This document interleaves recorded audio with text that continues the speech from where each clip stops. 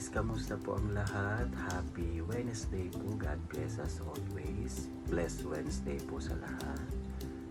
So ngayon po, dahil nakabili po ako ng pang-bulalo, magkakaroon tayo ng ulam na bulalo sa halagang 1 kg lang guys. Tara po, samahan niyo po.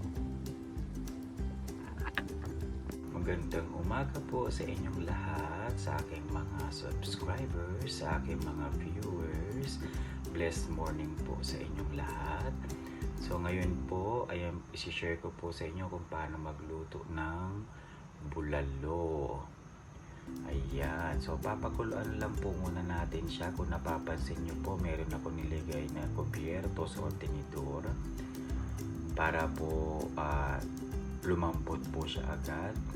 At mas gusto ko rin po palambutin siya kaysa gagamit ng pressure cooker, kasi sabi po nila at para sa akin mas masarap pag pinalambot ang bulalo.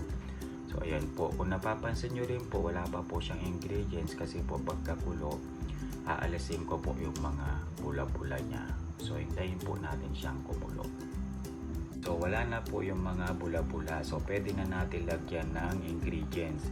Kasi guys, kahapon nagpunta ako sa on-course, so nakakita ako ng puto-putos o bone marrow, so sa halagang 250 fils lang per kilo. So kaya ang mura, kaya pumili po ako.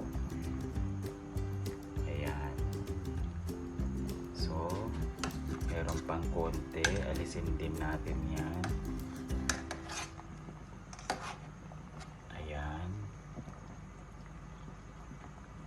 So ngayon po, ayan na po, ayan. So iniwa ko lang po ang isang sibuyas sa 4. So ayan po, ilalagay po natin para lalong lumasa ang ating bulalo. Ayan, ilalagay lang po natin. Ayan.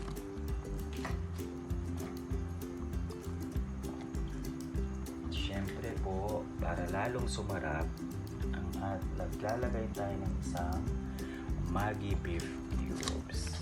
Ayan. At maglalagay din tayo ng buong paminta. Ayan.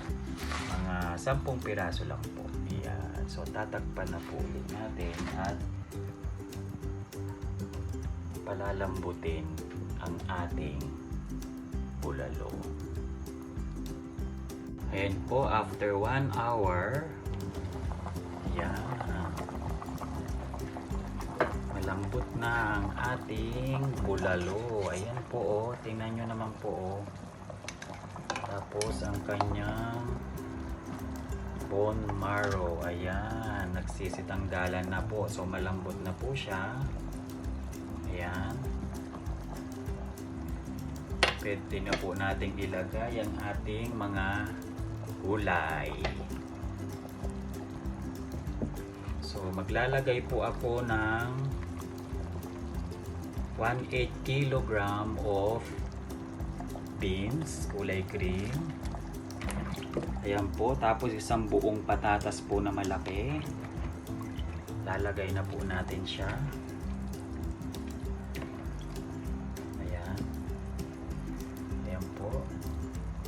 At palalambutin po natin ng 5 minutes.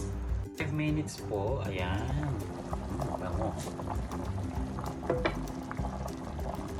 Maglalagay naman tayo ng repolyo. Ito po, so kalahating kilong repolyo po, ayan. I-slice ko lang po siya ng malalaki, ganyan po. Ayan. Para po hindi siya para lang fresh ang ating repolyo. Ayan. So ilalagay lang po natin siya. Ayan. So nakikita nyo po, malalaki ang hiwa ng ating repolyo.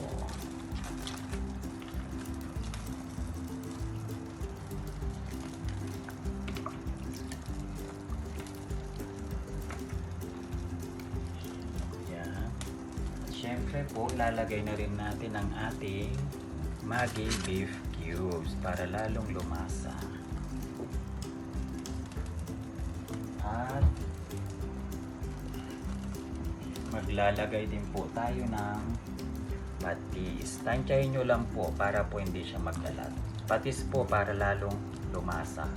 Pwede rin pong asin. Depende po sa inyo yan. Yan. Takpan po uli natin at lutuin natin ang repolyo ng 5 minutes.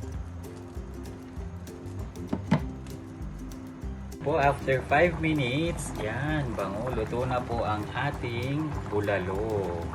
Yan. Ready to serve na po siya. Ang ating bulalo, ayan, luto na po siya guys. Enjoy. Thanks for watching. God bless us always.